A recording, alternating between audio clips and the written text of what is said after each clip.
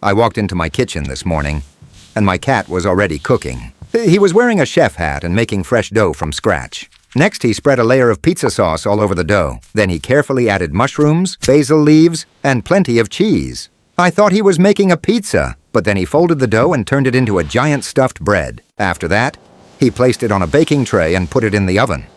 A few minutes later, he pulled out a perfectly golden loaf. Comment Chef Cat and subscribe before he opens his own bakery.